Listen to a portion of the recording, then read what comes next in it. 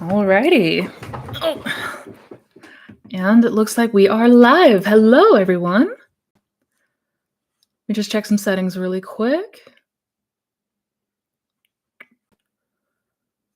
Looks good. Audio looks good. Video looks good. Excellent. Excellent. And if anybody is experiencing any buffering or anything like that, let me know. But the settings look good on my end. Hello, everyone. Welcome. Welcome, welcome. Happy Sunday. I hope you all are having a fantastic weekend so far. Good to see you. Hello, Vivian. Hello. Maria, hi. Hi. Oh, girl, I literally just saw your email right before I logged on for this, just a couple minutes ago. So, absolutely going to make sure to follow back up with you after this. But yeah, no, it is good to see you and it's good to have you here. I'm sorry that the weekend's been a little rough, but we will get through it. Hello, Chi Chan, JT, Savannah. Hi, guys. Hi. Welcome, welcome, welcome.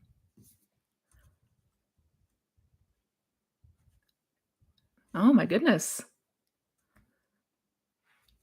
Been on for not even 2 minutes and already got over 30 people in here. Amazing. So we're gonna get started here in just a moment. We're gonna dive in. I like to give it just a few seconds to give people a chance to get the notification, come on in, grab a seat, get comfy, and all of that. So good to see you. Hello, everyone. Oh my goodness. Oh my goodness. I hope you all are having a wonderful morning or afternoon or evening. Happy Sunday, or as Chi Chan pointed out, happy Monday to some of you. Welcome. Welcome, welcome. See it in your mind's eye. I love that name. I love it. Hello, Erin. Anka, hello. So good to have you here. So good to have you here. Thank you for joining. Hello, hello. Good to see you.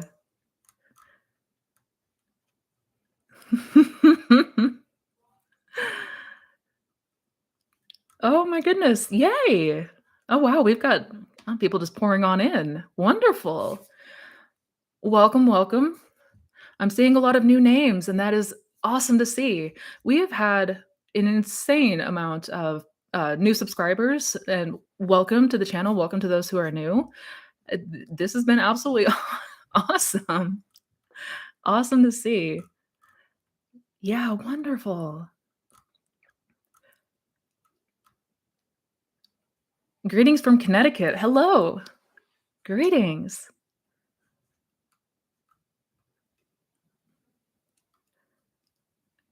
Really perfect timing. Good, good. I'm glad this is perfect timing. I'm glad it worked out. Wonderful. Yeah, Sunday is rapidly becoming my favorite. It is my favorite day of the week. Let's be real. Let's be real. I always look forward to these. I always look forward to seeing everybody and for all of you being here. Oh my goodness. All right, we got a decent amount of people in here. So, you know what? Let's just go ahead and dive right in because why not? So, thank you guys again so much for being here. Thank you for joining for this next edition of Q&A where we talk all things manifestation and the law. Just a quick couple of announcements for those, especially for those of you who are new, welcome. If you are interested in more of my resources or more information about the programs that I offer, check that description box. I do have a waitlist for one-on-one coaching, but I do have my group coaching program coming up. First day is June 26th for the Mindset Mastery Program, a 12-week program where we do thorough deep dive into everything to know about the law of assumption and not just learning about it, but application of it. So if you're interested, definitely check out below. If you have registered or have reached out to inquire, expect to be hearing back starting this week. And yeah, also got my 5-week manifest specific person masterclass. So anyways, all of that's down below if you're interested. But let's go ahead and just get started with some questions. Whew. And really quick, I just let me get some caffeine, some more caffeine in my system first.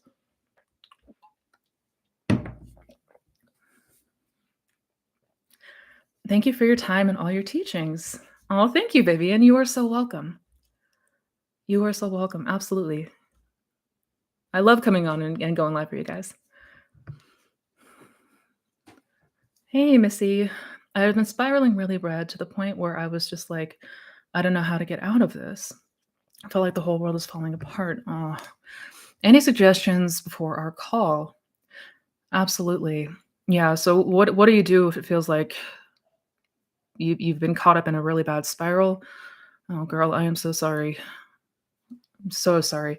The first thing the first thing that I would do and have done in the past, and when it feels like the rug's been pulled out under you, if it feels like you're spiraling and it just won't stop, um, I always suggest first and foremost, well, if you need to have a good cry, if you need to let it out, if you have noticed perhaps that you've had a lot of pent up frustration, um, perhaps there's been suppression going on that we haven't been aware of. I know a lot of people are we're just subconsciously shoving a lot of our emotions down. So at times it is just a buildup that we just need to let go. We need to let it out because we can always come back and revise after the fact. But have a good cry if you need to cry. Let yourself just get it out of your system. And if it feels like you've done that and it's still not helping or it still feels pretty awful, that's when I recommend going back to that first principle, right? Or, after the fact, going to that first principle, be still and know that I am. I- It's easy to forget. It's so easy to get caught up in this 3D noise. Um, and all of the emotions, all of the feelings associated with it. Um, but anything like for example, self-inquiry, utilizing a self-inquiry exercise, you know, doing our best to just try to meditate and really going thoroughly within, right? And almost to the point where we can begin to observe what is going on. We can begin to sort of separate ourselves from our thoughts because we are not our thoughts. We are not all of the things, the assumptions that we have, kind of clung on to and attached ourselves to. So the first thing that I'd absolutely recommend, get it out if you need to get it out. If it feels like, you're at a tipping point, let yourself let yourself get it out, let yourself express. If it feels like you've done that and it hasn't helped, turning back to the first principle is always a must. Be still and know that I am. Be still and know that I am God, right? Something like a self-inquiry exercise, meditation, breathing exercises, tapping, things to help alleviate some of the anxiety, things to help alleviate some of that stress, and just let yourself be for a moment without associating with anything going on out here. I know it can be an absolute struggle, especially when we're stuck in the spiral, but you're not going to be stuck in this state forever. That's not a thing that happens. You will get through this, and I absolutely am going to be emailing you back after this Q&A. So do hang in there. You're not going to be stuck here. You will get out of it.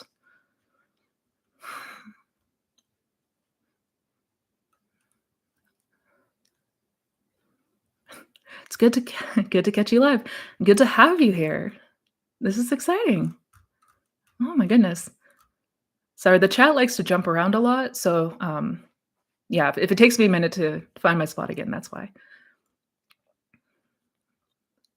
Hello, Courtney. Hi.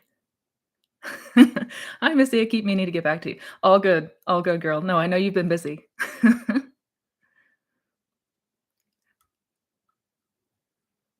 Hello, Michelle. Hello, Missy from Greece. Oh my goodness. Hello. Hello. Missy, hi. An old friend of mine returned yesterday and apologized. It took 1 year, but it gives me so much hope for SP. It happened when I focused on building my life and career and I lived in my imagination. Yes. Fantastic. So you had somebody return after a year of not speaking, and they came back and apologized? That's wonderful. Yes. Yeah.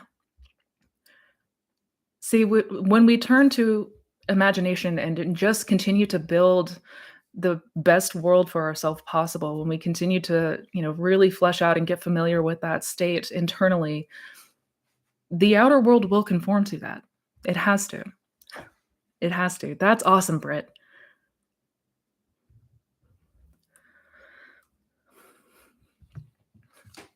Aaron's got a good question. What do you think of angel numbers?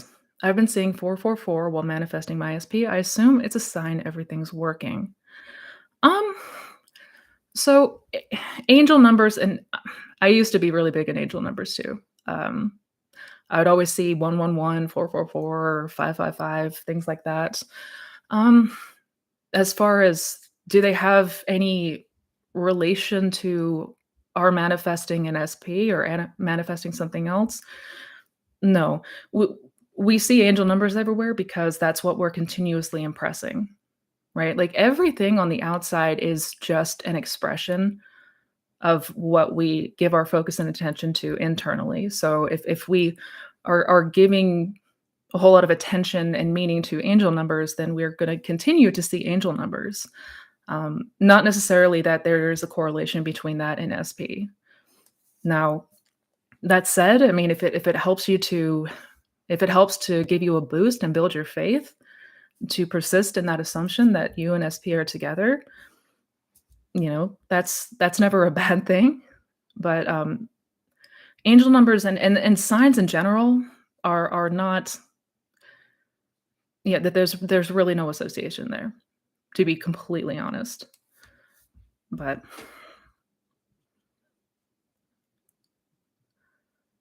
hello from the San Francisco Bay Area. Hello. Hello, neighbor. I'm not terribly far from you.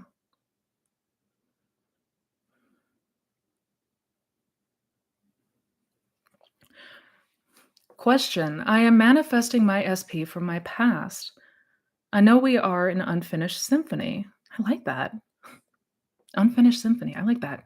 As I practice living from the end and feeling that he is with me, do I also take action in my reality as if he is my SP? So, when it comes to taking action in the 3D, I know this part can get confusing. Whatever action is going to take place is going to be naturally moved. We're going to be naturally moved to take any sort of action in the 3D. We don't need to consciously interject and try to figure out a way to move things forward or move things along. That's not our job. That is not our job to figure out consciously. That's not our job to get mixed up with that. A lot of people mistake inspired action to mean something completely different. Inspired action is subconscious. Like it's when you are moved to do something without consciously being aware of why or anything like that. Um, so yeah, we don't need to consciously interject and take any action. All the we're doing consciously is living within imagination and continuing to get familiar with the internal state of consciousness. And the more and more familiar we get with that, we're going to begin to see the expression of it, and we will be naturally moved to take any kind of action that needs to be taken. So no, we don't need to consciously interfere. No. Leave it to God.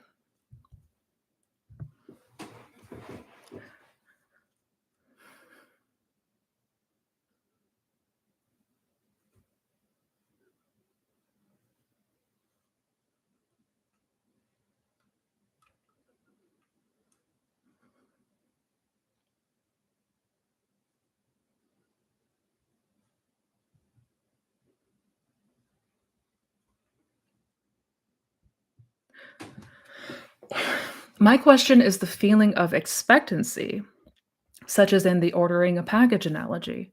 Is this the same as living in the end? Expectancy still comes with the knowing it's not here yet. Does it still work?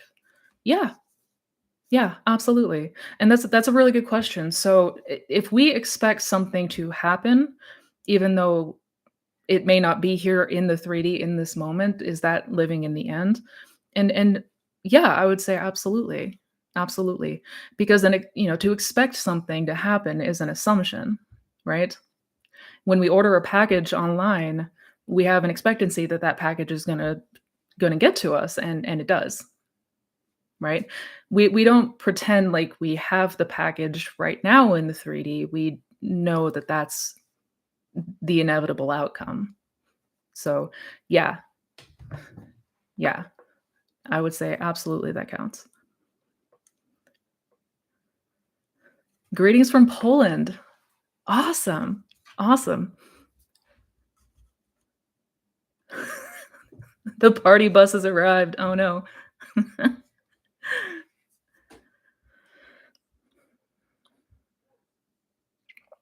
Misty, what is your recommendation if you are suddenly feeling triggered by another person? SP isn't doing anything wrong, but for some reason, a new person started working with us and I am triggered. Oh no. Oh no. That's a really good question. So, what do we do if somebody shows up in our 3D that is triggering us or upsetting us?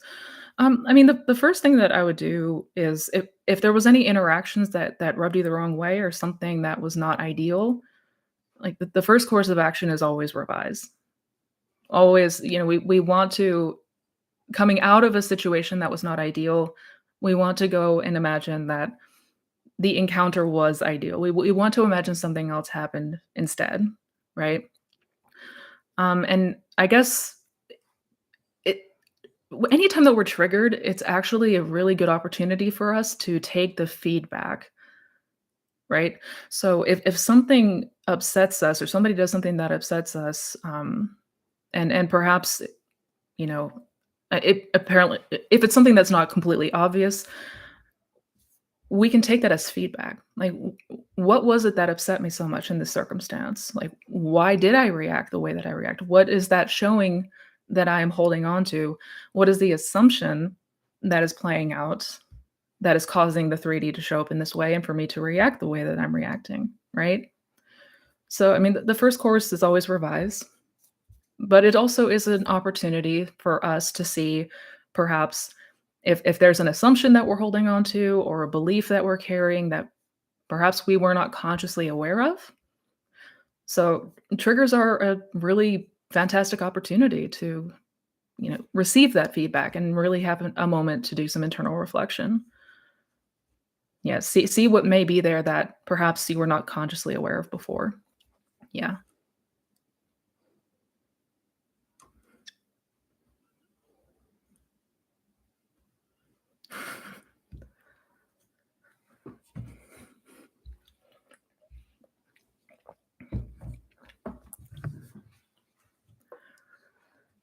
Question: what decides the amount of time till I get my desire? Good question. Um, there's a couple factors that determine the time that it takes. Um, Number 1 is what is our natural assumption about this outcome, right? What is our natural assumptions about like, is there a lot of conflicting assumption? Is there a lot of conflicting belief? Um, and what feels like the most natural time it would take? So the whole time thing, obviously a lot of people here have heard that it's just an illusion. Time is not real. It's a construct that was made up. But things are always unfolding in the 3D as if it were governed by time. And it's always in a way that feels most natural to us, right? So if I have an assumption that it's gonna take a long time for things to work out, if I have an assumption that, so many things need to happen first before my manifestation can unfold, then that's gonna be my experience, right? So we wanna be careful that we're not conditioning our desires. We wanna be careful that we're not assuming that, this is gonna take a long time and things like that because that will absolutely add to the time factor. But, most importantly, the time that it takes for something to show up is directly related to how natural it feels, basically. Like, if I have a natural assumption that things always work out quickly and that, I always see a resolve quickly, then that's gonna be my experience, right? So, I hope that helps. There's a couple factors in there. We just wanna make sure that we're not conditioning our desire or assuming that, it's gonna take a lot of time or that all these things need to happen first and things like that. Because the amount of time determined by how natural it feels for us, right? Hope that makes sense.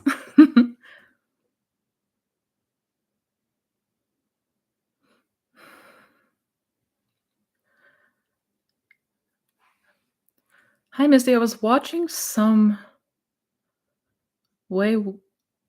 was watching some content by someone called Alex. He said that the way we are manifesting is not going to work because we need to take action. The way that we're manifesting is not going to work because we need to take action. I'm a little confused. So you were watching somebody that said that we need to take action to manifest, like consciously, because I mean, if that's the case, I thoroughly disagree. Um, yeah, the action that's taken is subconscious, right? And a lot of times it isn't even us doing anything. A lot of times it's somebody else approaches us and you know circumstances kind of unfold naturally for us to help us get from point A to point B. But it's not done, like, with conscious effort and, like, fighting to get to what we want. Um, yeah. Any action that needs to happen will happen, but it will not be us consciously, deliberately trying to do something. I hope that makes sense.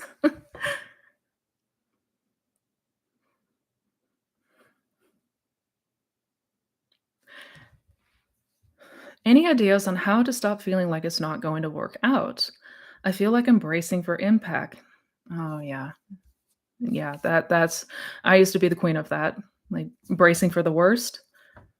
Yeah. Well, I mean, the first thing that we wanna do is realize that when we are doing that, we're imagining, right? We're basically living in the end, just in the opposite direction, right? And I guess the best way to combat that is to instead just allow yourself to enjoy what it would be like. Like, this ideal outcome, this wish fulfilled, this state where I have everything that I want, why am I not able to go there for the sake of enjoying the feeling of it, right? Um, and just letting yourself continue to go that route. Let yourself continue to imagine this outcome, if for no other reason than because it feels good to do so. Um, because that really is how we combat that feeling of it's not going to work out. And if you think about it, that's all just our imagination anyways. Like, we're always assuming a scenario. If it's anything in the future or anything in the past, it's an assumption. We are assuming a state, right? Because all states are probabilities, right? Anything in the past, like anything in the future especially, it's all just probability, right? So us naturally jumping to the worst case scenario is just due to habit. Nothing more, nothing less. So we're beginning to unlearn and undo these habits by instead allowing ourselves and giving ourselves permission to enjoy the place that we desire to be in imagination for the sake of getting familiar with it. So it doesn't feel so foreign to us. So it doesn't feel so alien to us. And inevitably, if we keep doing that, that's going to become more second nature, and that's going to become the habit to assume the best instead of assume the worst. Yeah. But if we're really honest with ourselves, it's all an imagination anyways. So who's to say what's going to happen? It's us. It's always us.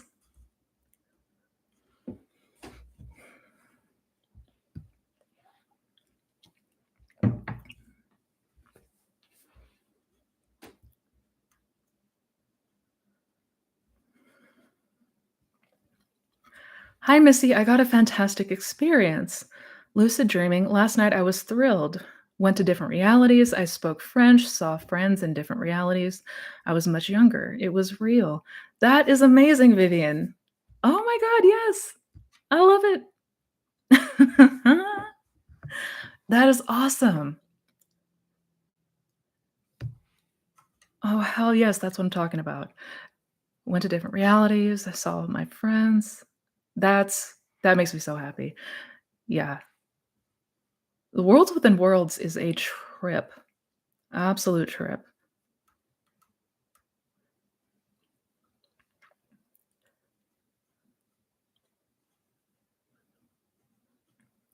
How do you live in the 3D while trying to manifest, especially if the 3D just seems so doomed? Yeah, no, and completely understand that that is not the easiest feat to do. Um, and that's really what we're learning to do. We have to remember that all of this, the law of assumption, is a radical new way of thinking for most people. Most people grew up with the exact opposite assumptions and core beliefs than what is taught with the law. So naturally, it's going to take us practicing and getting familiar with a new way of thinking, and this being one of them. You know, the 3D and dealing with the 3D, because of course we've been conditioned for so long to take the 3D as final, to take the 3D as the real world, right? And our imagination is just make believe. It's fake. It's not real. So we're essentially learning to flip that, and it goes completely against the grain, right? So it is a practice and a learned experience, right? And how we want to look at it is the 3D is just it's the feedback. It's the feedback that's been telling us what we have been assuming and what we have been imagining predominantly, right? Whatever is out here is what we have been entertaining, what we have been giving our attention and focus to. So we're just learning to redirect that in our imagination, right? Because imagination always precedes the 3D reality. So it may seem for a spell here that the 3D looks a certain way, and in our imagination, it's completely different. But inevitably, if we continue to persist in imagination, the 3D has to begin to reflect that. So it's understanding that, you know, this is a world of continuous imagination. So I don't wanna take what's out here as final or as something that cannot change, something that I am at the mercy of. We don't wanna approach it like that, and that's what we're learning, maybe above all else, that the 3D is not final, and that it's all just it's the mirage, it's the shadow, it's the remnants of what we have been imagining and internalizing. So, yeah, with that approach, we can say, okay, yeah, the 3D looks the way it does because what it's showing me is that this is what I have been, dominantly focused on. But I can change that. I can learn to go within. I can learn to practice going within and begin to build and construct and live in that world, and that it must reflect. It must reflect. I mean, again, naturally though, that this is going to take some practice unlearning a lot of the things that we've learned. Yeah.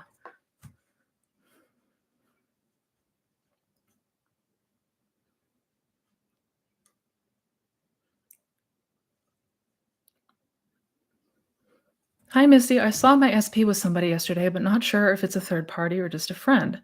Should I ask my SP about this person? Any advice? Thank you. Absolutely, Natalia. I would 100% assume no. I I would personally revise that, or imagine that you're hearing that this is just a friend, right? Because when it comes to everyone as you pushed out, everyone is going to show up in the way that we assume. It's all coming back to our assumptions. So we want to assume nothing but the very best, right? So I wouldn't feed into the notion that this is a third party. Oh God, they're with a third party now. Again, I know that can it's not always the easiest thing to do sometimes, but this is a good instance of practicing, changing the assumption. If there is an assumption that this was a third party, you know, redirecting and revising that, because ultimately it's we give meaning to everything. So we decide basically. So no, I would first change the assumption, because if there is an assumption that this is a third party or that something, something that's not ideal, and then we ask them about that, we may get confirmation of that if that is what we are assuming. So I would revise, I would change the assumption first, and I hope that makes sense. Will telling manifestation to other people ruin or delay our manifestations? Neville talks about it. Um, I mean, I don't want to say definitively yes or no. Um, but if and yes, Neville did talk about, keeping within and keeping silent about what we're trying to manifest, especially if there is if there's any fear or doubt that we may be battling, right? Telling somebody else may just be mirroring that. We may get a response from somebody else that is not what we want to hear, because everyone is as pushed out, which means everybody may be reflecting our own fears and doubts, which certainly doesn't help. Right?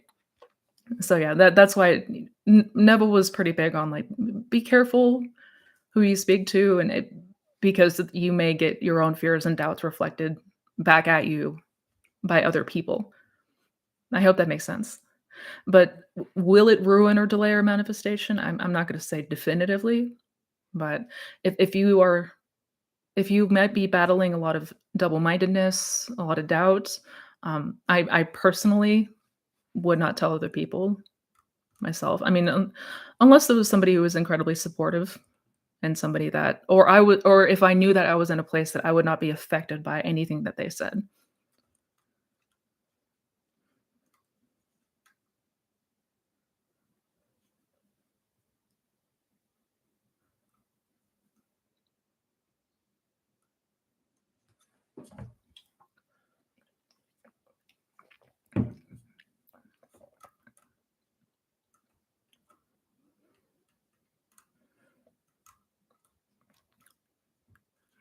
Finding my spot.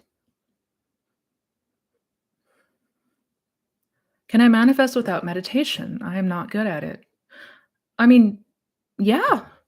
Yeah, we don't need to practice meditation in order to manifest, because we're always manifesting.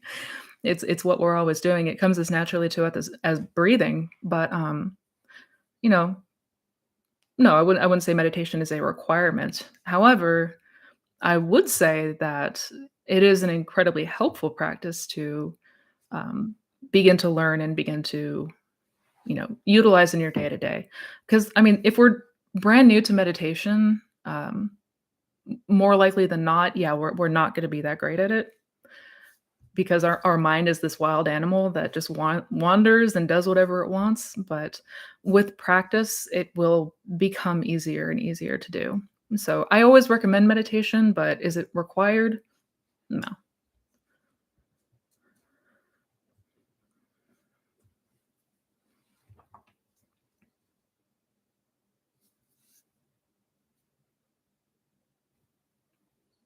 How do I stop feeling like my brain is too busy to effectively follow through with any steps to manifest? Most days I forget all about a state. It's so aggravating. Thank you. Yeah, and our brains definitely have a tendency of doing that. Uh, when you say your brain is too busy to follow through, you mean with like a routine or technique or anything like that, like getting too caught up with the day, so to speak? And if that's the case, I mean, yeah, that happens to most people. In that case, I would just check in with yourself periodically. And if you need to set a reminder on your phone, if you need to have something that goes off to bring your attention back to where you are dwelling, then I absolutely recommend doing that. And it's not even that we have to do a whole lot of steps. It's more just check in with yourself in the day to day. Like, where am I dwelling? Where have I been dwelling? What have I been thinking? What have I been feeling? How have I been reacting? And just kind of gauge where you are in consciousness. And that can help remind us and bring us back to the state of the wish fulfilled, right? Remembering to go there in consciousness instead. So yeah, if you set a couple reminders a day to just help you to, hey, like consciously check in and focus, that's certainly that was a go-to of mine for a long time. Yeah.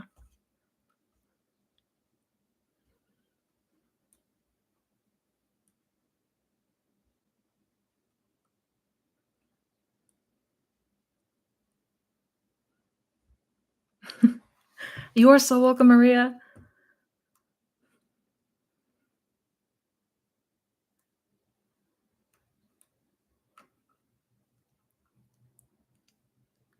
Hi, Missy. I just wanted to say thanks. My manifestations have been flooding in. Forever grateful for stumbling on your channel. Revision and the lullaby method helped me surrender to my imagination. Thank you. You are so welcome, Britt. You are so welcome. That is wonderful. Yes. Yay. Yay. And revision and the lullaby method are game changers. Yeah, I will die on that hill. Oh, that makes me so happy. Good. Your channel is really blowing up. Congrats. Thank you. Thank you, Sarah. Any advice for smaller channels trying to get monetized slash first 1K subs? Yeah, absolutely. I mean, there's the whole, work the algorithm thing, which admittedly I'm not great at, but I would, like with anything else, I would start here. I would see that. I would see that in your mind's eye to the best of your ability, right?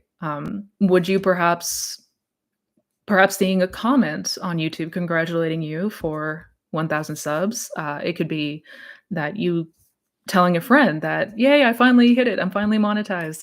Something like that that implies. But I would absolutely get fixed in imagination what that would be like, what that's like, and go from there. Because you will be moved to do something or something have something happen that will help you bridge that gap for sure.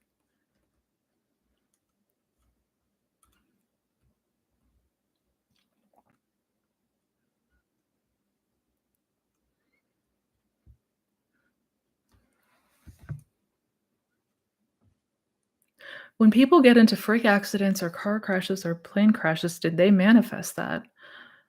Well, not consciously. No. No.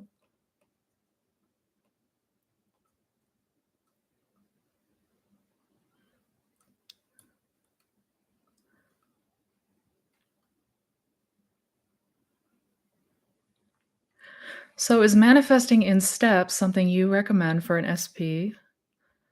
Like manifest contact before the relationship because it's easier to assume a text right now. It's manifesting in steps. Yeah, and a lot of people are gonna have varying opinions on manifesting in steps versus just go to the end.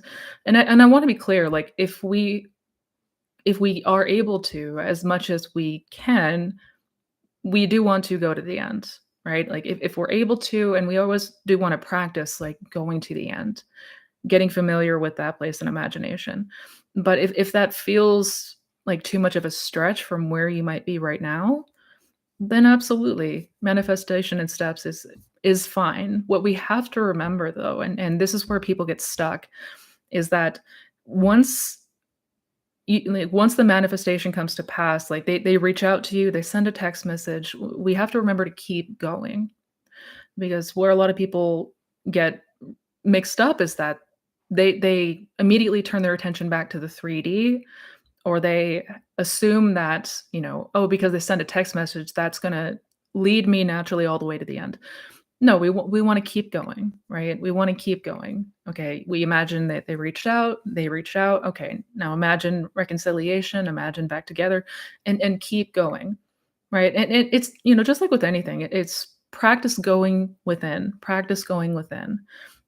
Don't take the 3D as final. Don't just completely forget about the law once they reach out. But yeah, if it feels like this is something perhaps that comes with less resistance, manifesting in steps, then absolutely, absolutely you can do so. We just need to remember that we want to keep going, keep building, keep going.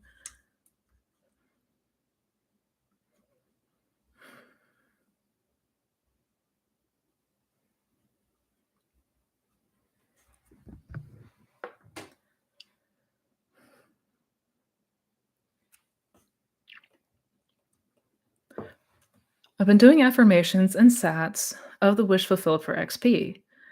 Example that we sit in front of each other at work for 8 hours, but no visible evidence yet.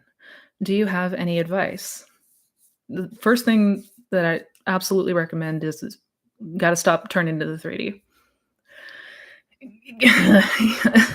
God is we must and I know it's hard, I know because again, we're so conditioned to 3D. We're so conditioned to looking to the outside, looking to the outside.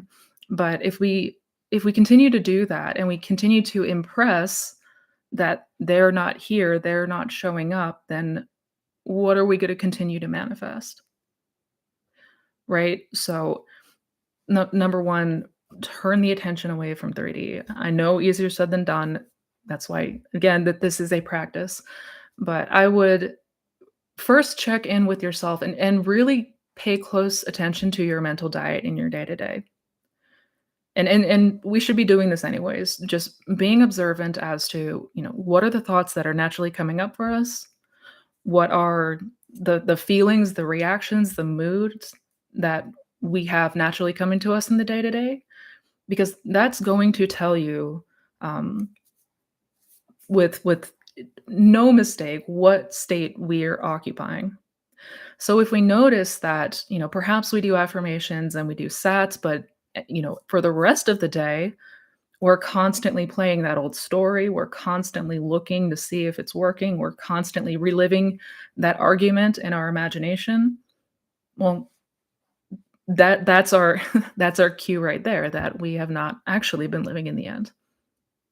So, number one, got to turn our attention away from the 3D. Again, we're not doing techniques to get things. We're utilizing techniques so that we can begin to actually feel and get used to what it would be like as the person that has what we want. And then we also need to, we want to also check and make sure that our mental diet is conforming to that, right? That we're not spending the rest of our day giving our attention to what we don't want, basically.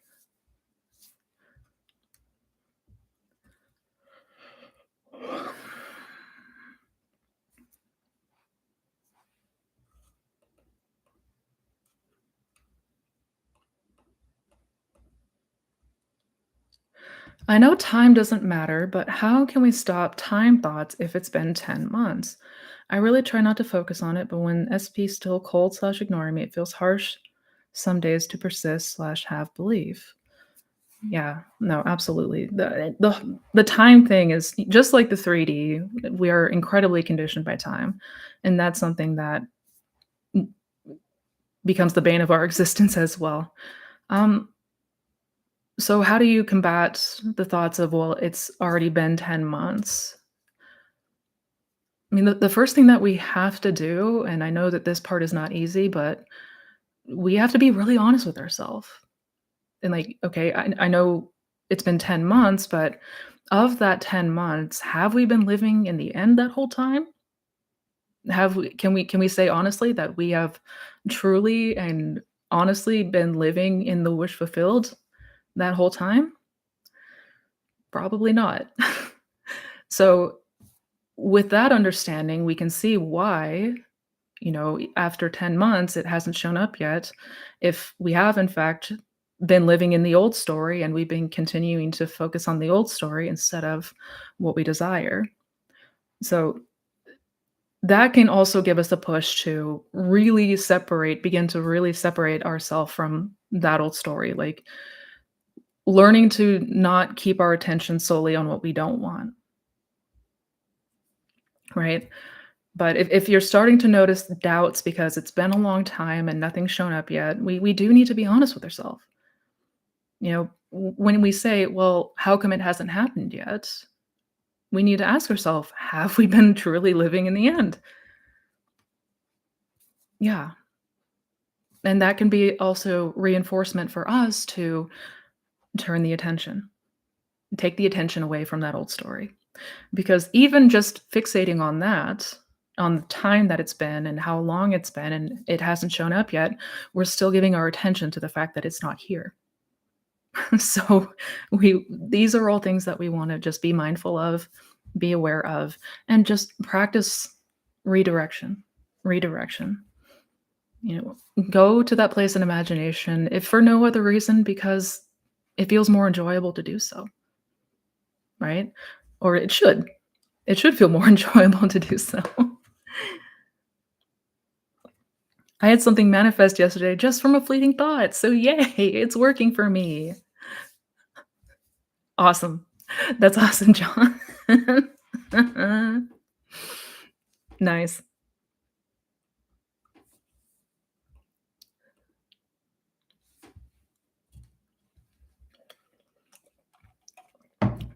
Can bad dreams in relation to our desires sabotage our manifestation? Mm, no, dreams are just like the 3D, dreams are just feedback. It's sort of a way that we get access to the like a window open to the subconscious mind. And just because we have a bad dream does not mean automatically that we sabotaged anything or that we're going to sabotage. No, no. I mean, because again, at the end of the day, we're always the one in charge. We get to decide. We get to decide. And so with dreams, I say handle it in the same way that you would handle the 3D. If you have a bad dream, something that's not ideal, go up here and revise it. And yes, we can revise dreams, and we absolutely should revise dreams if they're not great. Yeah, but just having a bad dream in and of itself is not going to ruin your manifestation, no.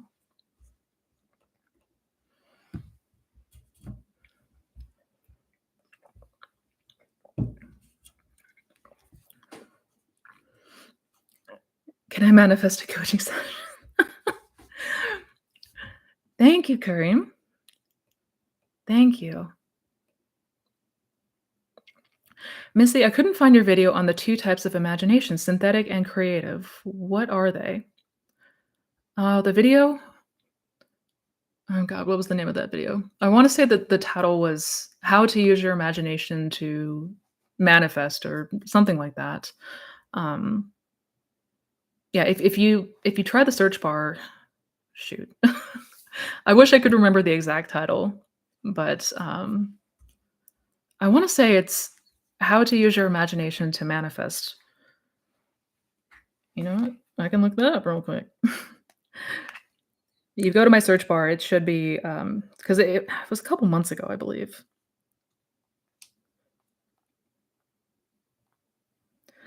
Manifest anything with your imagination. Yeah. If you type that in the search bar, Missy Renee, manifest anything with your imagination, that should pop right up. And I do recommend I need to put that video in the fundamentals playlist, so thank you for reminding me of that.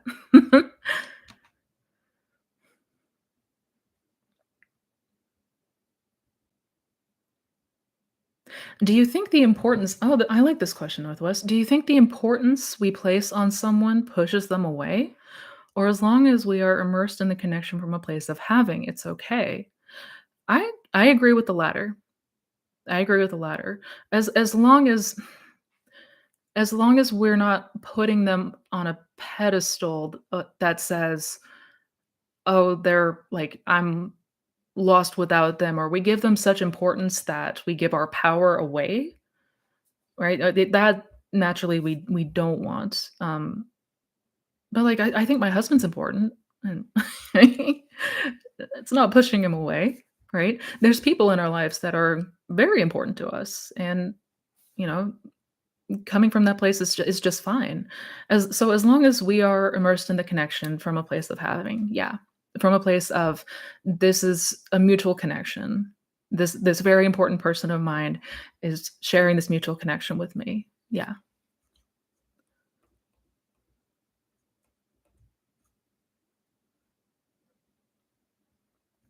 Hey Missy, I've been manifesting my SP and today my SP called and said it was unintentional.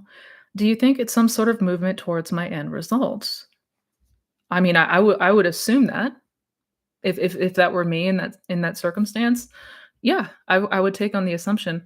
But I mean, again, we give meaning to literally everything, right? We give the meaning to everything. So I would choose to assume that yes, there's an importance to that, right? And just whatever's going to help you to continue to live in the end is what I would 100% recommend.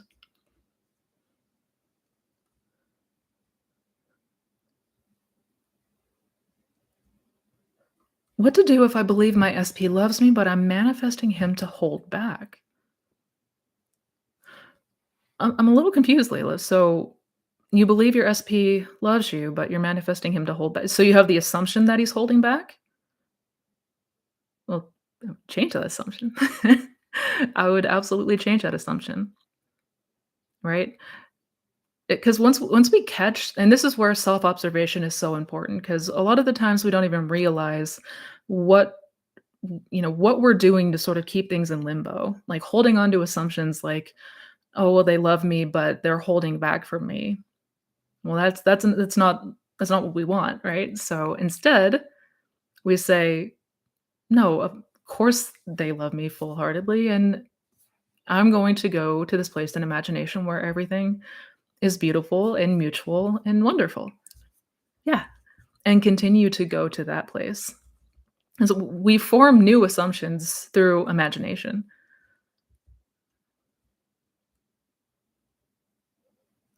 Are you familiar with the gateway process? I am. I am. The gateway process is amazing. That was what, one of the tools that really helped me when I was new to meditation, when I was really new to meditation, that it helped me a lot. Yeah, it's a trip.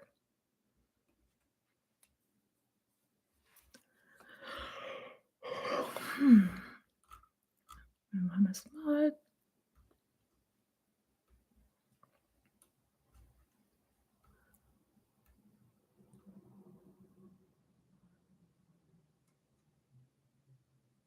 I lived in the end for 2 weeks naturally and easily. Then I found another wound to heal for my self-concept, so I took a break from SP to focus on self-concept. Will this ruin all the work that I did previously? No. Mm-mm. No, absolutely not. Absolutely not. Because the way that we manifest a specific person is through our self-concept, right?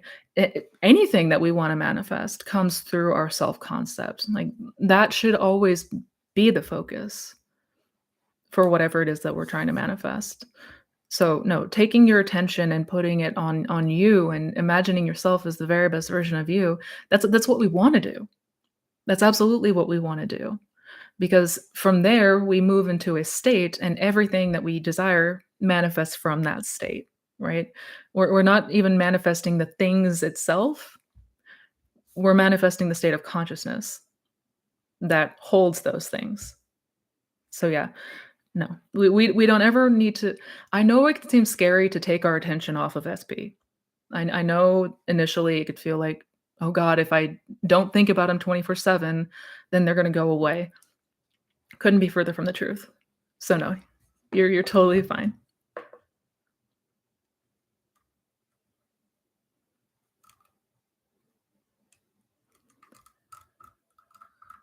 Good questions today, you guys.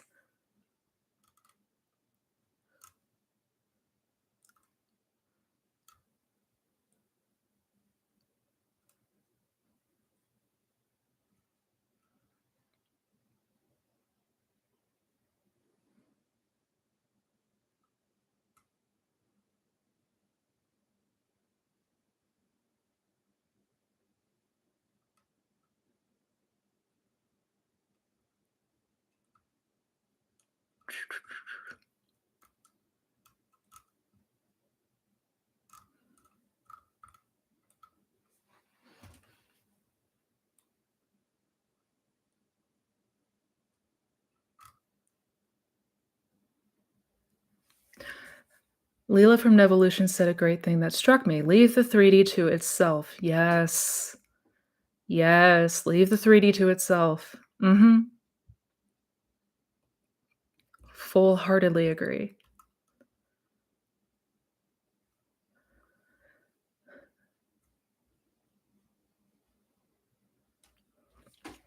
Hi, Missy. When SB contacts, but in the old style, which is no longer my state, how to react? Answering him accordingly to that text, which I consider not appropriate for a serious commitment, or don't answer. Personally, so what? How do you react in 3D when SP shows up from that old story? I wouldn't answer. I would not give my attention, like, to the best of our ability, and again, I know it's not easy, we're learning how, but we don't wanna give attention to what we don't want. We do not want to react and give our focus to what we don't want. So, interacting with that old story is only perpetuating the old story, right? So, I would not answer. I would revise. I would see it going the way that we wanted it to go in imagination and be stubbornly persistent with that.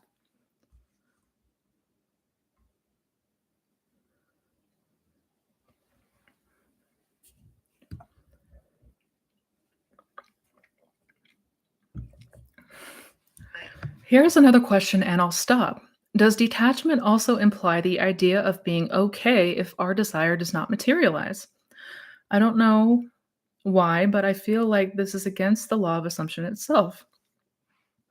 Good question. So, does detachment also imply the idea of being okay if it happens or not? And I know some people say that. I personally do not agree that that's the idea.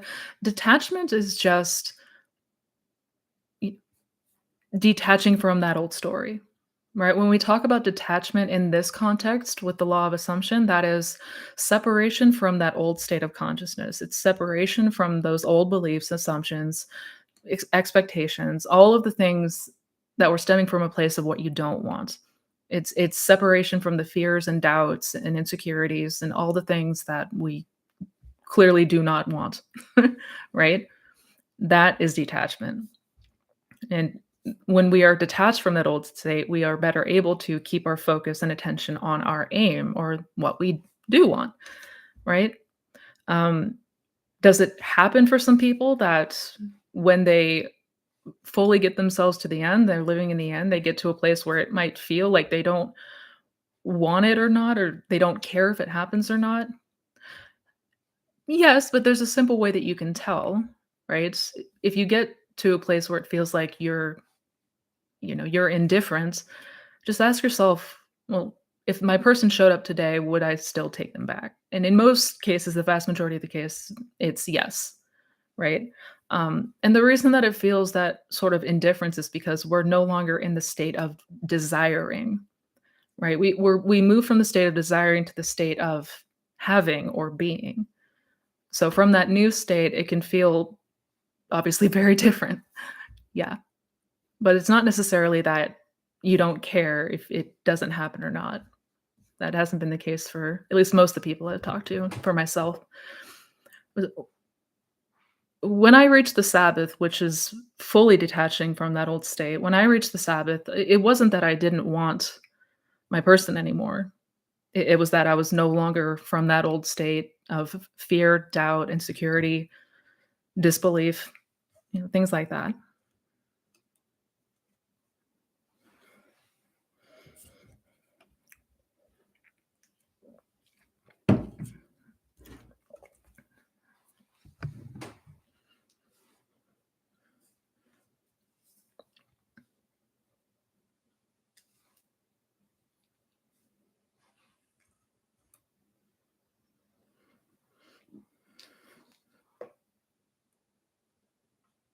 Could we say that all life is prescribed or write the story of our life? Can we say that all of life is prescribed or that we write the story of our own life? I mean, yeah, the way that I always think about it or look at it is we're the screenwriters. We're the screenwriters. Um, and with that, we can always rewrite old drafts, right? If there's perhaps a scene or an exchange that perhaps we don't want anymore, we don't like it there anymore, we can strike it. We can get rid of it. But yeah, we are the narrators, we are the screenwriters and the directors and the producers and the lead actor.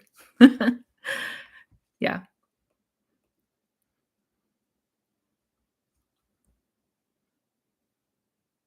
Hi, Misty. Can we just simply decide that our desire is ours and have faith without doing sats and using techniques? Yeah. Yeah, absolutely. Yeah. But for many people, that seems like way too easy or too good to be true. I was certainly somebody who felt along those lines of like, there's no way it can't be that simple. It can't be simple as just decide. But it is that simple. Not always that easy, but it is that simple. We don't have to use the techniques to manifest. We're always manifesting.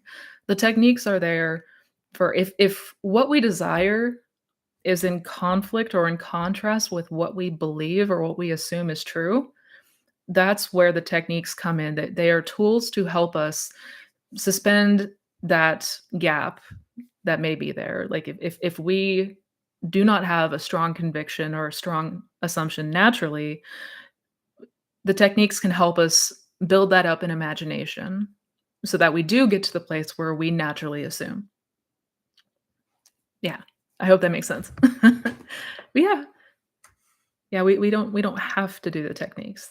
They're just there to help bridge the gap.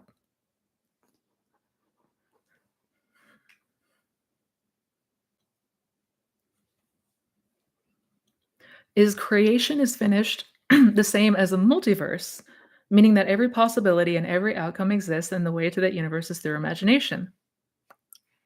Bingo. Yep. Bingo. Perfectly stated. Yes. Yes, Katie, that's exactly what that means. Mhm. All of creation is finished, which means every reality, every outcome, every scenario, past, present, future, doesn't matter. It all exists and it exists right now. And we're selecting a reality through imagination. Mhm.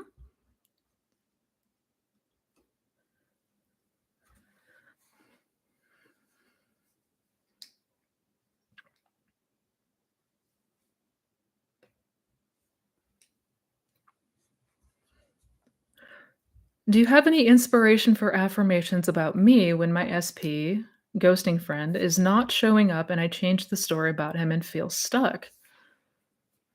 Um, Inspiration for affirmations?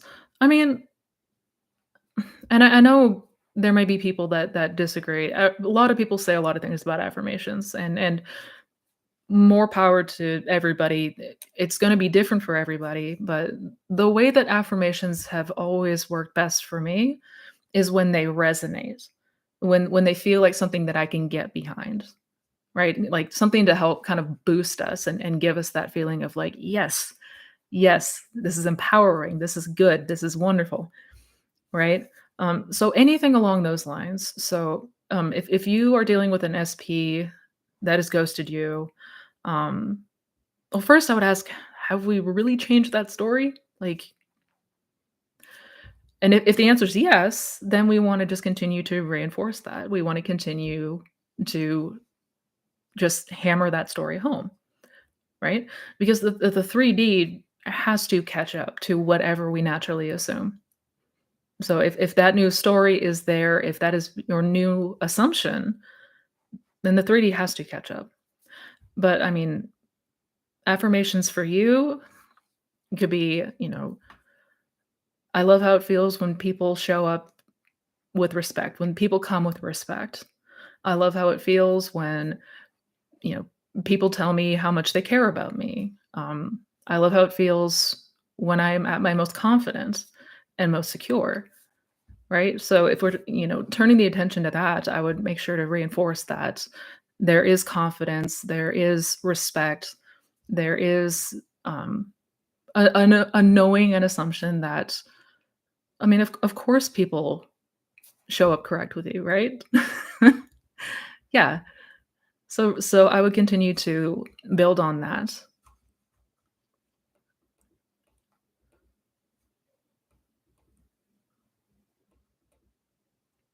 When I end up imagining uncontrollably bad events like car accidents and it feels real and sad, is there any way to cancel that? Thank you for all your videos. There is revision, or I mean, even something as simple as no, I do not accept that, and then turning your attention back to what you do want.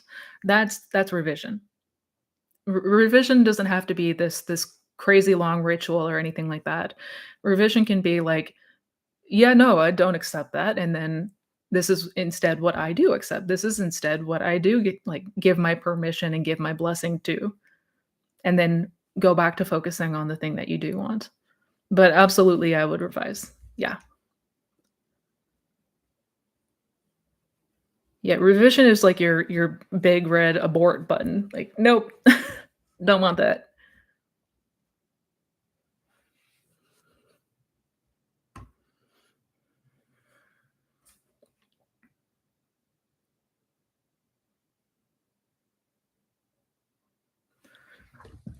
What to do when my SP is being influenced by others and seeing things about moving on? He went to a theater to see a play of this plot. Best act of love is to say thank you and let go. So, what do we do if it feels like our SP is being influenced to move on? Or if they're expressing to you their interest on moving on, don't accept it. Mm-mm. No, don't accept it. Because, well, why is that showing up in our 3D? Is it perhaps that we have a fear that they're moving on, or that we have a fear that they're gonna go away from us? So, naturally, the 3D is going to reflect that?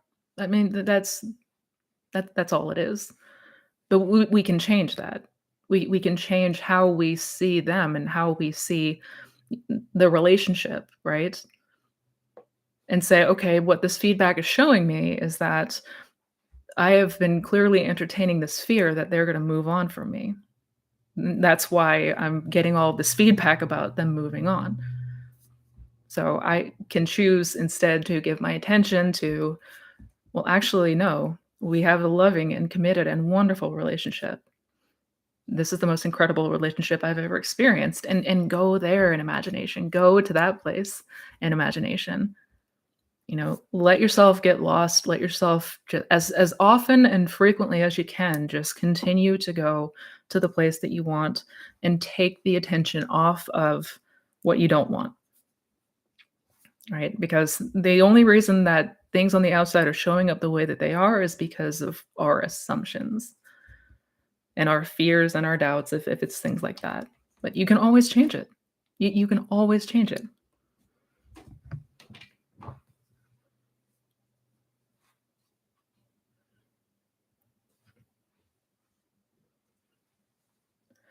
Opinions on soulmates. Do you believe in them? Good question. Good question. I do believe that there are people that we are meant to run into in this world, that we're meant to experience, things with certain people. I do believe that. Because the whole point of us being here as man is to experience greater and grander things and to evolve through said experiences, continue to grow and evolve, right? God became man so that man can become God, so that man can awaken again as God. But through that experience, before we get to that awakening, we're constantly learning and evolving and growing. So yeah, I do believe that there are absolutely, and that's why we have desires, right? A desire is a gift from God. This is an experience that we are meant to have with another person. So I guess in that sense, kind of.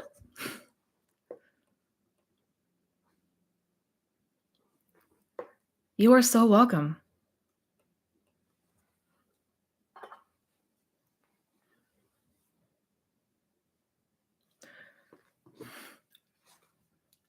What about if I miss my SP physically? Well, naturally, naturally. Well, what do we know about the law?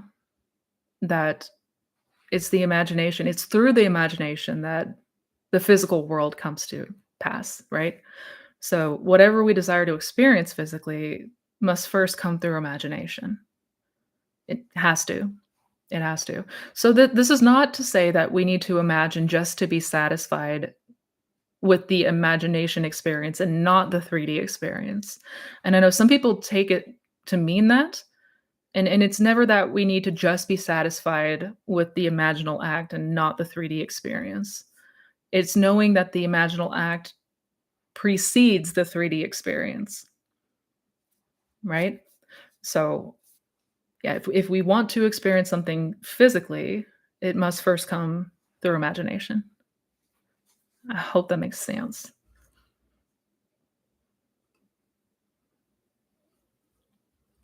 Is it necessary to keep thinking and affirming our wish, or can we just maintain the feeling of fulfillment and think and affirm just once in a while?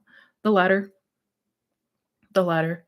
Um, is it necessary to continuously think and affirm? No, mm-mm, no. I know some people might think otherwise, and hey, if that's what works best for some people, I'm not knocking it. But to say that we need to constantly drill ourselves with affirmations all day, every day, no. And in fact, it doesn't feel very natural and good most of the time. Sometimes yes, but yeah, maintaining the feeling of fulfillment, and then, when we're feeling inspired to affirm, when we're feeling inspired to let ourselves imagine this desired outcome, yeah, that's always gonna be a better way to go.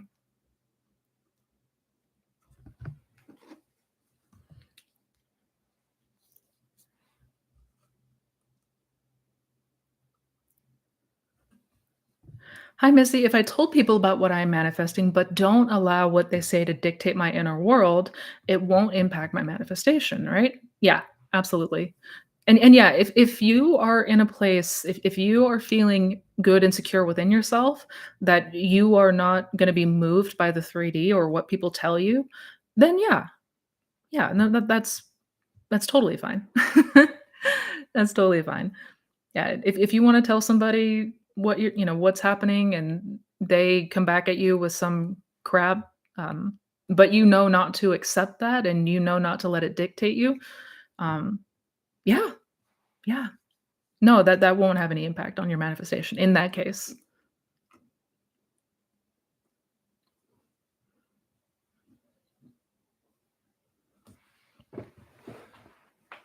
How to not think about the how. Uh, the dreaded how. Yeah, yeah, no, many people are overthinkers. That's kind of it's certainly, something that we have to contend with. How to not think about the how? Well, that naturally changes as we continue to build our faith.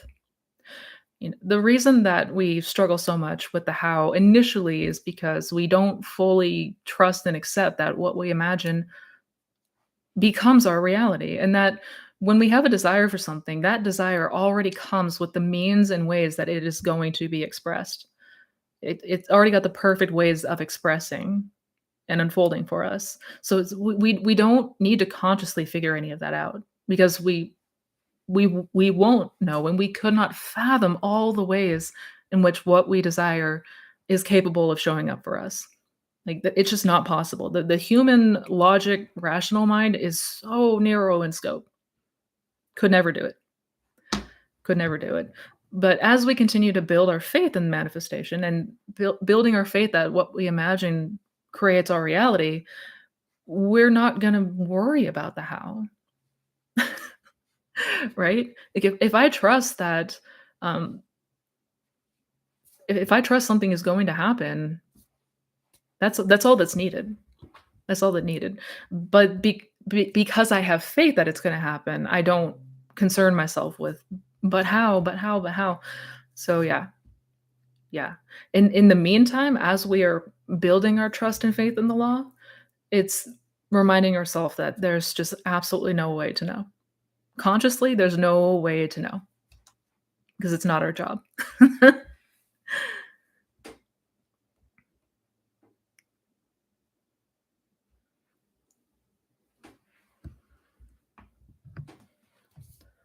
Thank you so much for my answer. I need to live in the end more slash turn attention from 3D.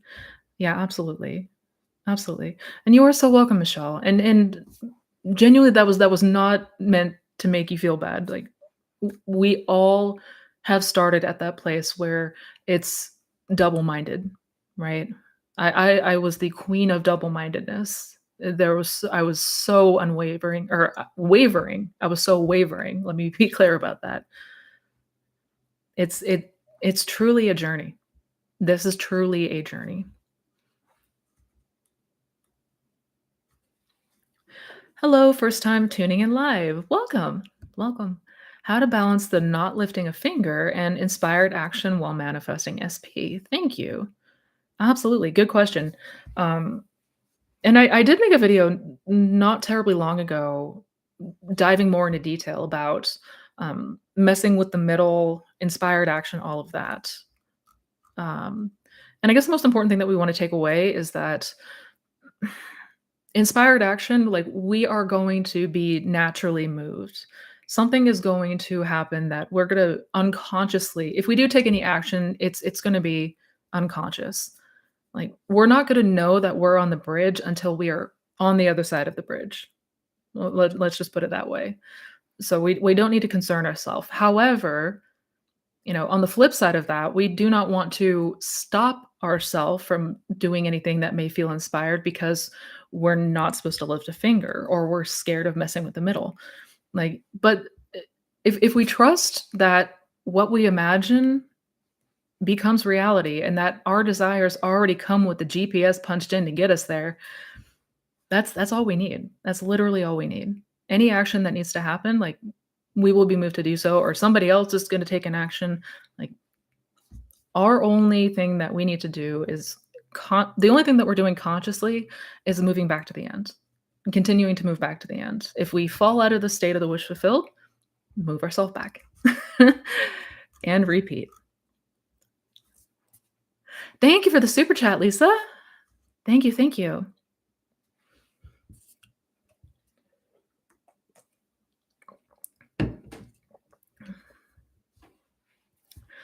Hi, can self concept just be we are together and we both feel happy? I'm so tired of I'm chosen, deserving, and all that affirmations. Can self concept be we are together? Sorry, I'm just trying to make sure I understand. I'm so tired of I'm chosen, I'm deserving, and all that affirmations.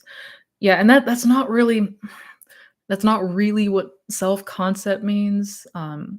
Your concept of self is your beliefs and assumptions. That at the end of the day, that's what it boils down to. It's the sum total of your beliefs, your assumptions, your expectations, of how you view yourself, other people, and the world around you.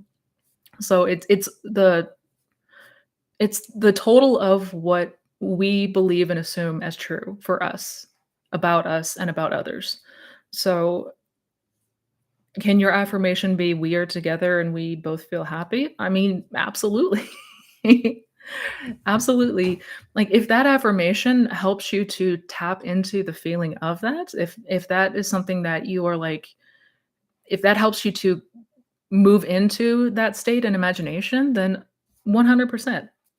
100%. Yeah. Somewhere along the way, people have learned that self-concept is a technique where we just say, "I'm chosen, I'm loved, I'm this, I'm that," and that's not what that means. That's not what that means. So, yes, you can use any affirmation that helps you to capture the feeling of the wish fulfilled. End of story. The self-concept is what we're aiming to change if what we believe and assume is in conflict with what we desire. It's not a technique. Oh, and I'm seeing that everywhere. Guided glowing goddess meditation. Yes, actually, I did get started on that. I did get started on it. I need to sound mix it, but I did get started on that recording. Absolutely.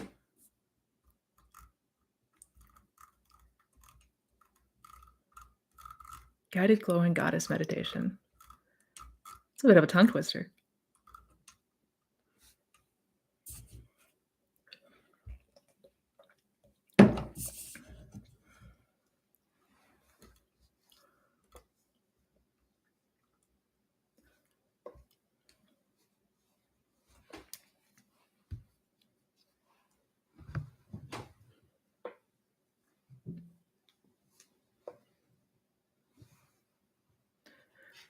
Do you advise we manifest in steps? My apologies if this was answered already. I'm new to your channel and just hopped on this live.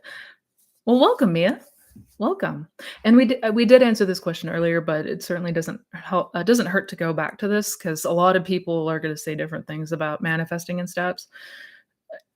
There's if we are able to, if we are um, if there's not a whole lot of confliction with going to the end, we want to go to the end. We want to practice going to the end, and we should continue to practice going to the end. However, if it feels like there's a lot of confliction, if it feels like there's a lot of resistance, a lot of doubt that you're battling with that, then absolutely we can manifest in steps. We just want to make sure where people get tripped up with manifesting in steps is they'll manifest a text message and then turn their attention right back to the 3D and somehow expect that that manifestation is supposed to take them all the way to the finish line, right?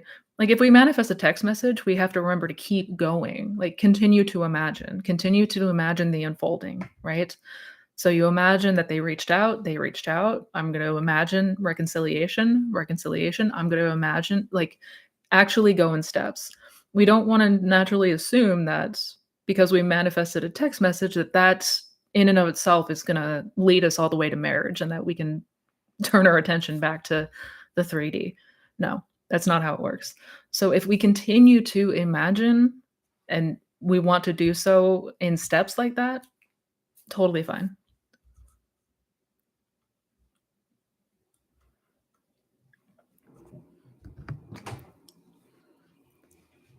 Hi, Missy. My SP popped up in my mind all the time. Is he manifesting me also?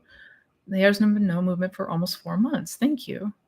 In our reality, in our experience, right? Like in our world, so to speak, nobody else is like manifesting us or has the power to veto us. And this is a common question that I get. Like, what if two people are manifesting the same person? Like, who wins? Well, both of them in their respective reality. Right. So in our reality, from our perspective, sorry, it's always going to be what we are believing and assuming that will be outpictured. Because ultimately we're the ones that are moving in and out of states.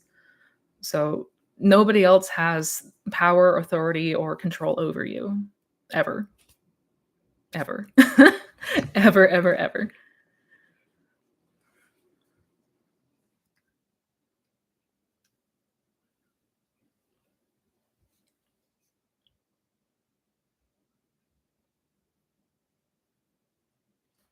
What does it mean to live in the end and detach? I find myself dwelling in the outcome and my reality not mirroring that.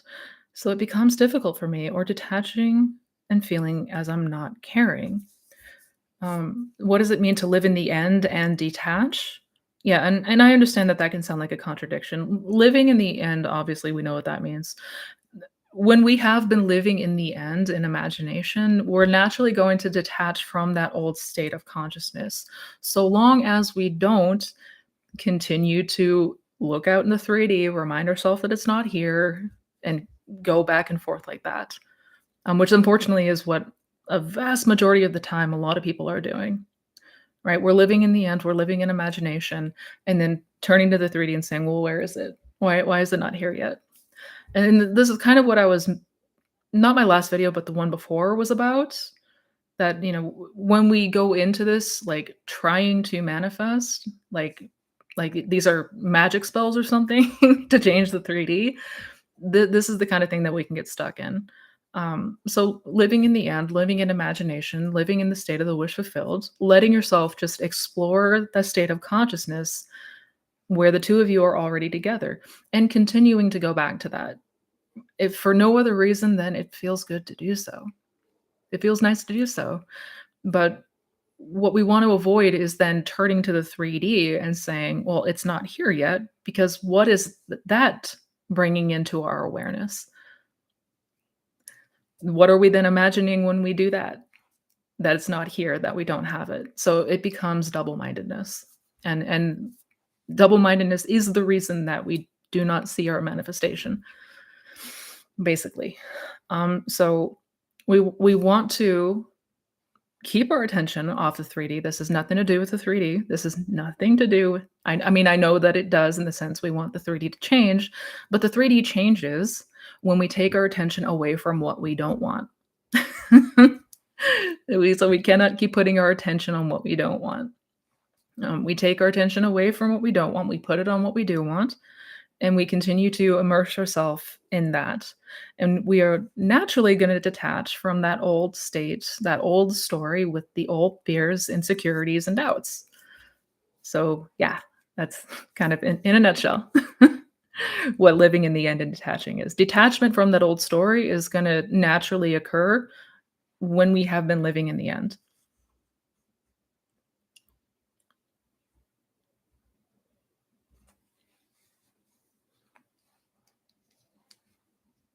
Hi, Missy. You had a video on changing the past. Have you deleted it?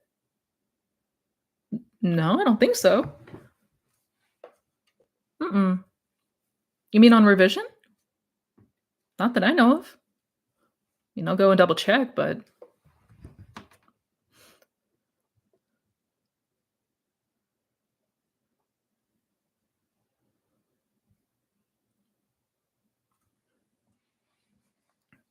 is it okay to not revise a bad experience if it doesn't bother me afterwards? Sometimes going back and revising can be triggering again. I mean, if we can say for certain um, that we're not bothered, because here's the thing: when we have an experience that is not ideal, right? We'll be upset. It will not be we'll feel discouraged or upset or angry or sad for a time, and then we'll sort of get over it. Um, but the thing is, the past doesn't just stay in the past.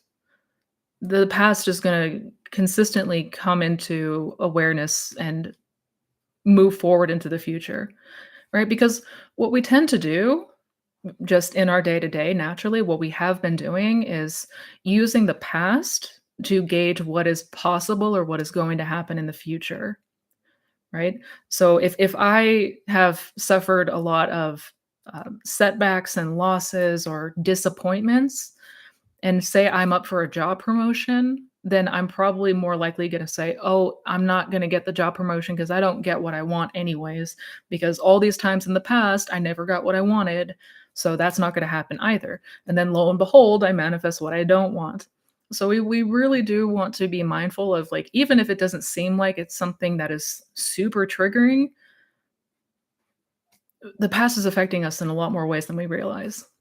So, I mean, if you can genuinely truly say that you are completely moved on, you're not bothered, like, not affected whatsoever by this thing happening, that's one thing. But um, yeah, the revision is a powerful tool for a reason because it gets us out of the feedback loop. So, just putting that out there.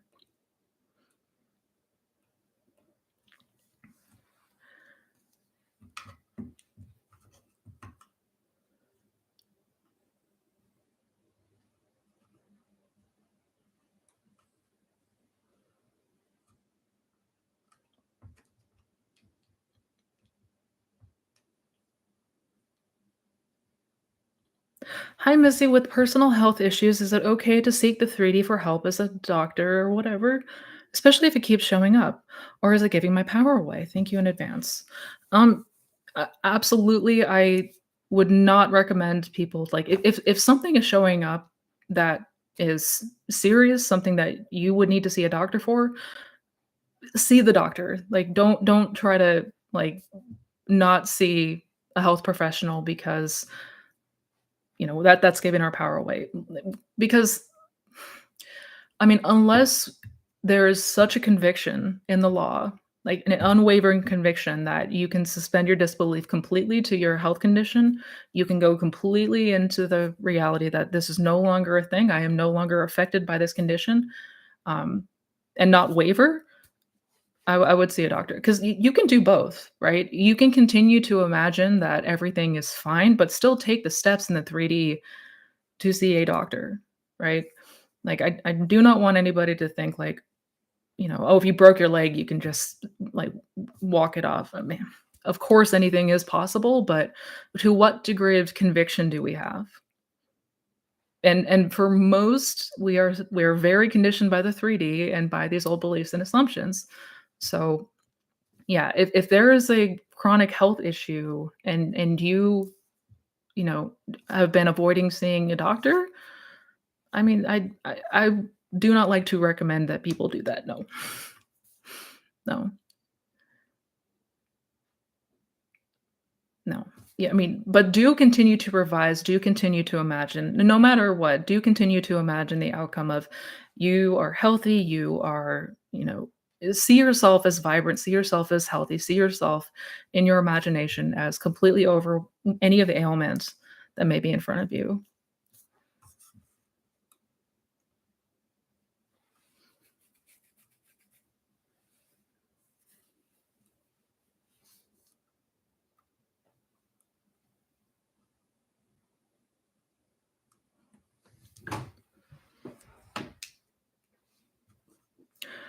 Oh, the meditation about yes, the revision meditation. Yeah, that one will be back online soon. YouTube put ads in that meditation, which is like it totally defeats the purpose of a meditation if it keeps getting interrupted by ads. But yeah, once YouTube takes this out, I will absolutely have that back up.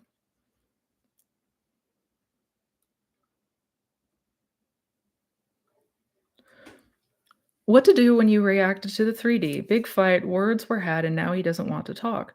Revise and persist or try to apologize and have that conversation first. Good question. So, um, if we have a big fight in the 3D, things were said, now people are angry. Do we revise and persist in that revision or do we try to talk it out? I mean, first course of action always, always, always is revision. I would absolutely revise regardless. And as far as, you know, attempting communication in the 3D, I I would ask myself first, like, where am I dwelling? Like, where am I coming from? Like, I know that that's the natural urge that we feel like we need to do, to reach out and take care of it in the 3D. But if it's still very much stemming from a place to you, like a state of fear, a state of like, oh, this terrible thing that happened, I would revise to the point where that subsides considerably, right? Um, yeah.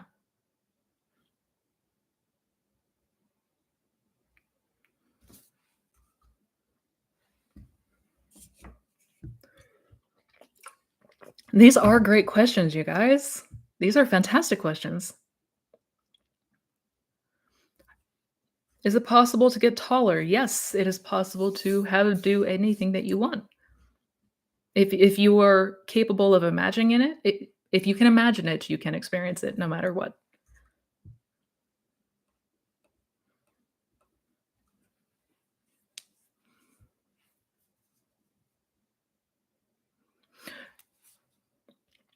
What if my self-concept is on point since I'm getting favorable behavior from others?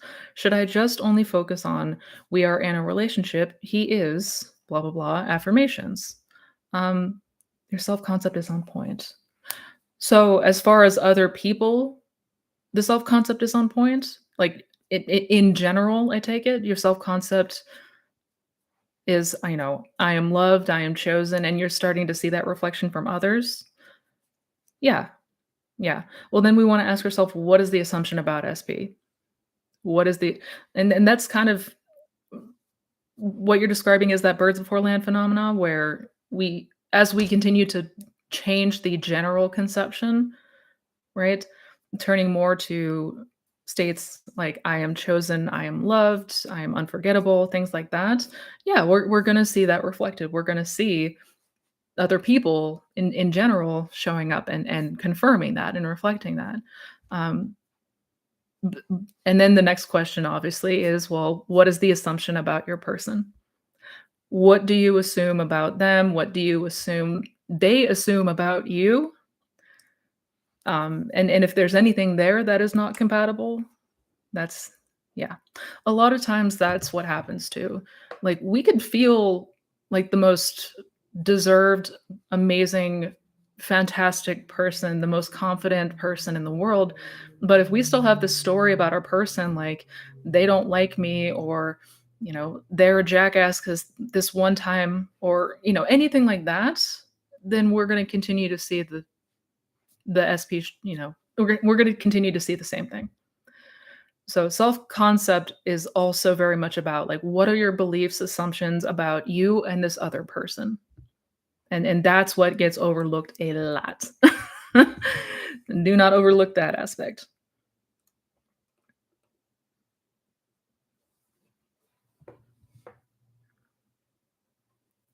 Missy, how do you overcome the anxious sensation when you really do see that your imagination is actually altering reality?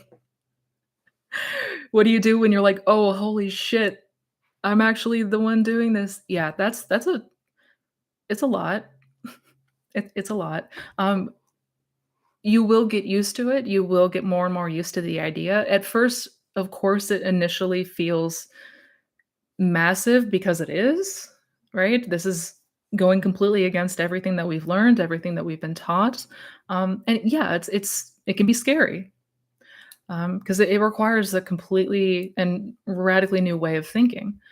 But, I mean, understanding that as we continue to see and prove to ourselves that this is happening, it's that anxiousness is gonna naturally subside into confidence. It's gonna become natural, right? Just like anything else, if we assume something long enough, it's gonna become completely natural to us, right?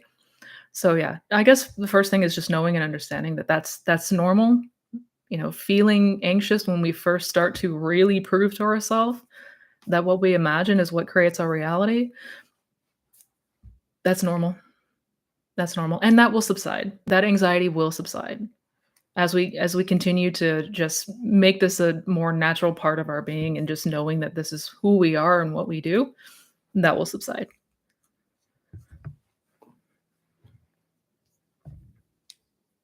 SP is religious. How do I change my beliefs to make him appear differently? Well, so how do you change your beliefs about SP? And imagination. That is y- through imagination. That's how we change our beliefs, right? If we have a belief, if we have an assumption about something, it may feel like we are sort of stuck in that assumption, right? Because we're creatures of habit, so we tend to go off of our beliefs and assumptions. But if it's assumptions that are not ideal, that's where we imagine. That's where we use our imagination for it. Yeah.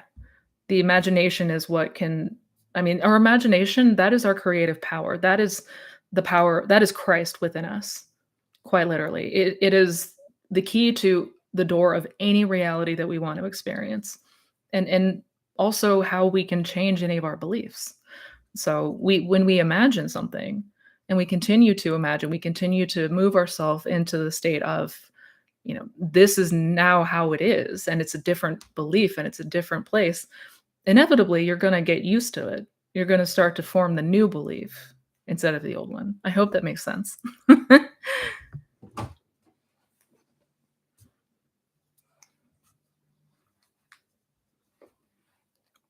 Thank you so much for your answer. You are welcome. And for the critical question, if I really changed my story about my SP, something I have to deep dive in. Yeah, yeah. And I know that that one can be tough, but it is an incredibly important question we need to ask. Like, have we really changed our story about our person? Have we changed our story about us and our person and the dynamic between the two of us? Yeah, and we have to be honest with ourselves. Like I know it may not be the answer we always want, but God cannot be mocked. We cannot lie to ourselves and get away with it. So yeah.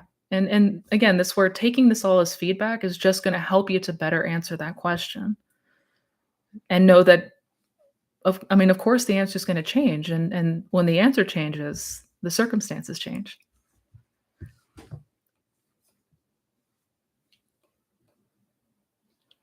Any experiences about couples using the law to experience long-lasting love? I'm letting go of society's notions that marriages end up being tough. I deserve my true love story. Yeah. Like, yeah, Northwest Wind. Yes, you do. Yes, you do. And any experiences about couples using the law to experience long-lasting love? Yeah. Yeah. Yeah, yours truly. Yeah. My husband's my best friend. We get closer every day. Like, we don't fight. We don't, like, have squirrels. We don't like, if there ever is a misunderstanding, we work it out without, like neither of us have had to raise our voice in the oh god, like 5.5 years that we've been back together. So, yeah, we do not need to buy the bullshit story that marriages wind up being awful and that, "Oh, it's terrible." You wind up fighting all the time. Like, that never has to be the case. Is that's an assumption. That's an assumption. And we see that everywhere. We see people making jokes about how much they hate their wife and their wife is terrible, or their husband sucks at this and that. No, we don't have to subscribe to any of that. And I am living proof of that. Yeah. You can absolutely have a true love story. You can have anything. You can have like anything is possible. And that's the beauty of all of this.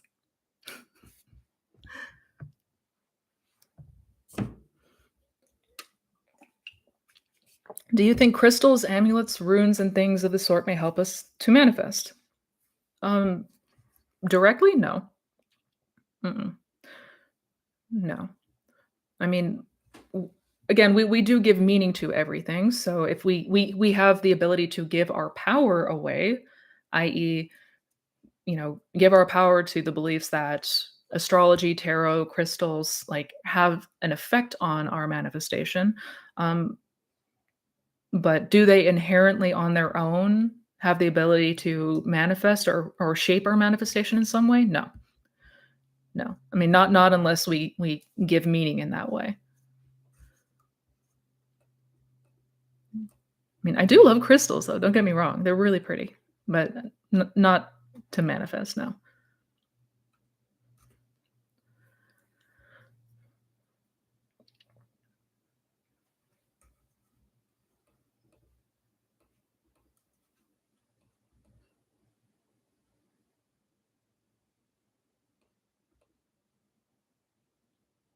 A few weeks ago, I was listening to a recording of me addressing past beliefs, and I couldn't listen to it because my mind instantly said, "We are past this, we are above that, now we have it."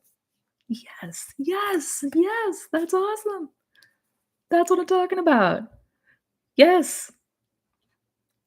You couldn't even listen to those past beliefs anymore because your mind was like, "No, no, we're not dude, we're way past this, get out of here." That's what I'm talking about. Awesome. Awesome, awesome, awesome.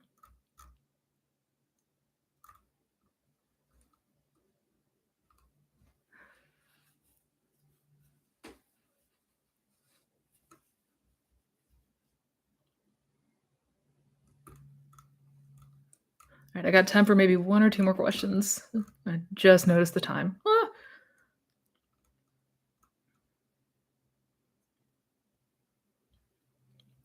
If I imagine getting good news and imagination is the goal to stop feeling ecstatic to hear it. If I feel excited, does that mean it's not yet impressed? Good observation. Good observation. Yeah, yeah, yeah. Because again, we want to imagine like going to the end means going to the place where we've accepted that this is already done, right? We have accepted that what we have imagined and what we desire is already done. So it's the acceptance of it. And if it's already done, that means that we've already had the excitement, the euphoria, like, and that's not something we're gonna continue to experience all the time, right? So living in the end actually doesn't feel like exciting, euphoric, and over the top. It feels very normal. It feels very calm, it feels very subtle, it feels very it's like a quiet just knowing. Um, so yeah, if there's still these big, huge, grand feelings around it, it likely is that it just has not been impressed and accepted by you. Yeah, because when it does, you're not going to be excited about something you already have, right? Good observation.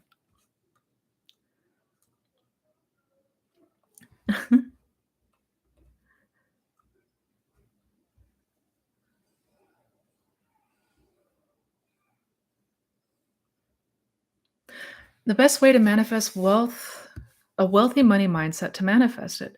I've been going for months not having any money or just getting super small amounts of my reality. So the best way to change your mindset for wealth and money, absolutely. The best thing that I did, the best thing that I did, because I grew up in initially the old story was I grew up in a state of poverty. Right, but I'm so far removed from that because I stopped focusing on trying to manifest money. Like, I stopped that altogether, and I instead started to put my focus on, like, what are the aspects that I'm actually genuinely desiring here? It's not the money itself, it is the feeling that comes with that. It's the feeling that I have that comes with having a lot of money. So, the feeling of freedom, right? Like abundance means freedom. You have so many more opportunities that you wouldn't have otherwise. It means feeling secure within yourself, right? It's peace of mind, knowing that there's not going to be a struggle to pay our bills or that we don't have to fixate on all of these problems, right? So I focused on the aspects of what that state is like, right? The state of abundance means that we feel very relaxed, we feel very free, we feel very secure because that is a sense of security, right? So versus trying to imagine like seeing a specific dollar amount in my bank account, I went to the end where, if I already had millions of dollars, if I already was a millionaire, what would that feel like? Like, what would that look like? How would I be, thinking and acting and reacting in a day to day? And I went there. Like, that's where I put myself in imagination. Yeah. I hope that helps.